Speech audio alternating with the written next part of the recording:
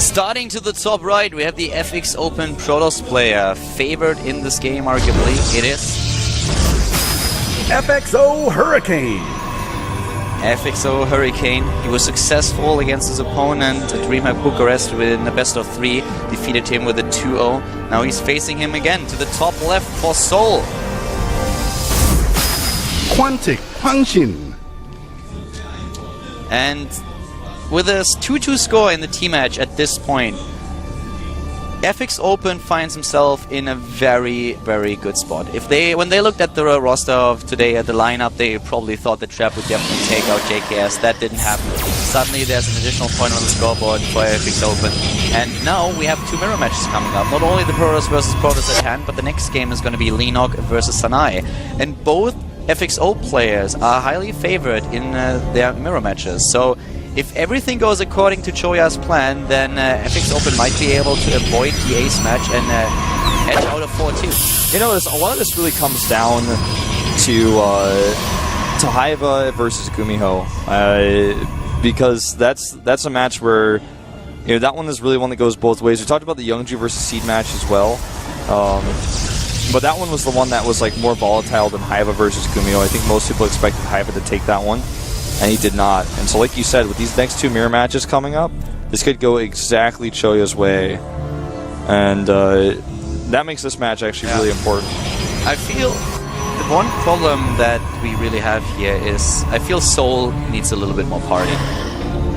They need a bit more Soul, and if partying has one thing, then it's enough Soul. If the Soul Train would be part of the team, that would be just amazing, not only for the puns, but like, yeah.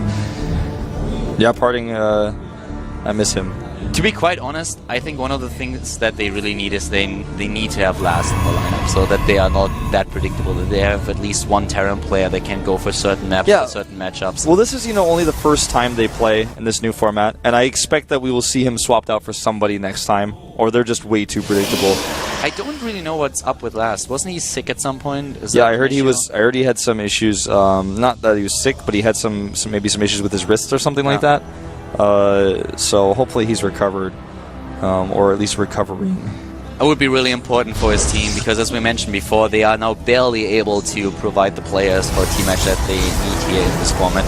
And that is a big problem for them. 6 players are needed, and with that Last not playing, they only have 6 players that they can put into the lineup. But right now, with Hurricane versus Huangxin, this is of course now one of the matches that is going to be very, very important. Lenok versus Sanai. Very few people will probably see. Oh, he gets in! No! That was close. He actually turned the Mothership core around. He was so scared. Both players identical builds when it comes to gateway timings, with a fast Nexus here from Huangxin. After not really seeing anything in the main, so taking a bit of a risk. No tech whatsoever, on the other hand, for Hurricane, who does, in fact... Do we have a double gateway for Huangxin? We don't, right? It's 1 gateway, 2... I think he has 2.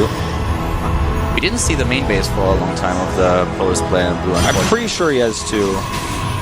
But I could be wrong. I think he has 2. Like, I saw the second gateway now at the bottom. We unfortunately do not have our own observing PC, so we cannot double check things like this on our own.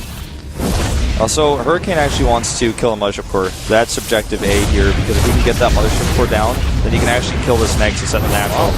Mothership is actually doing a lot of damage here. And he forced the Mothership back into the main base here while he's doing more damage at a natural with his Stalkers. He's got a warp in point finished up here. Hurricane actually doing a lot in his Stalkers. He's gonna get it! He's gonna get it!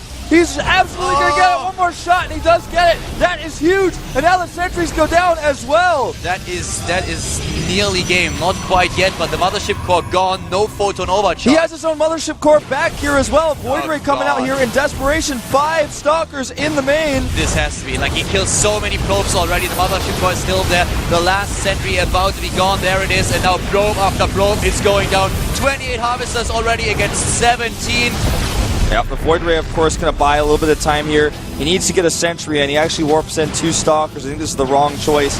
He needs a sentry here to block these units out. And whoa, actually... Can't block them out. There's a pile in the main base already.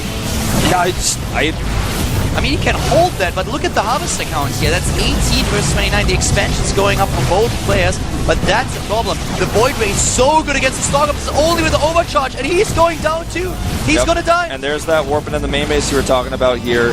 And it turns out staying around in the main was actually the right choice.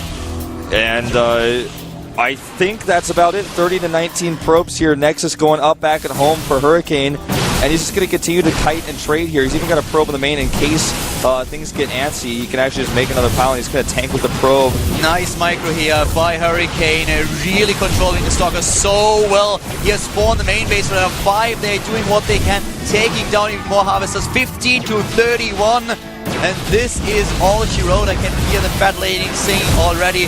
More harvesters going down, and wow, Hurricane with such an aggressive build, but such a great performance here. Yeah, he distracts the mothership core into the main, snipes it with his stalkers. That's all he needs, and he wins the game with a pressure play. I mean, this wasn't supposed to end the game, just pressure. GG.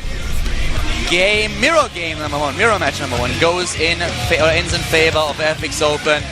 And now it's down to the Linoctopus. Yeah, if Lenok is able to take the ZVZ, then it's all over here.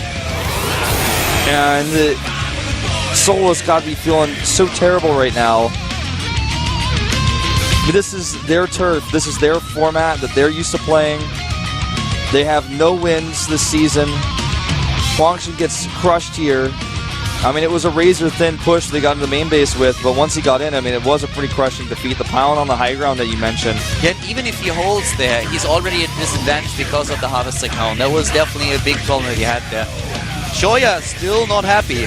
Yeah, he wants it all. He's not going to be happy until the even fatter lady sings. I think Shoya is really in a spot now where he says, like, guys, we did so horrible in the last season. We need to do a lot more than just defeat Seoul. Because Seoul also didn't do too well, and for Joya, this is probably, guys, we have to win this. Like this, if we don't win this match today, then are we going to win any of those? But for Seoul, it's like even more so. Yeah, we talked about last season a lot, but now, I don't know. I mean, Seoul is actually looking to be one of the strongest teams in GSTL. You and I actually knew that there were going to be GSTL 4 was announced. Then the innovation goes to Axiom Acer, one of the stronger teams already. And then the first time Seoul loses, it's like, oh, they had an off day. And then they lose again and again and again, and now they're one game away from losing once more, which put them on, if I'm not mistaken, 0-5. I don't even think... I mean, Innes Hosa did poorly the other time with all the times they got all killed, but Seoul is just not taking wins here. And Seoul has the names. Yeah. Like, Seoul has really the players where you would expect them to do much better than they're currently doing. And, of course, going into the new format now, which is a format that they're much more familiar with, you would think they would do a lot better here. But then 2 of their key players lose their matches, and suddenly they find themselves in a lot of trouble. Huangshan getting taken out immediately. And the last game, where they can just force the Ace match out, the Ace match actually would arguably be a really good match for them, since they have the chance to just put in either trap, deal, like high... Whoever they want. Yeah, but they have a lot of room to play with there, especially on a map like Whirlwind, yep. But Lenok versus Sanai, this is one of those games where you really have to see if Sanai has the snipe build that he needs to take out Lenok. Yeah, he's really going to have something creative planned here. ZVZ is a mirror matchup. Crazy things have happened in ZVZ. They do happen very often. You know, Hiva versus Life from Challenger League a few seasons ago comes to mind, but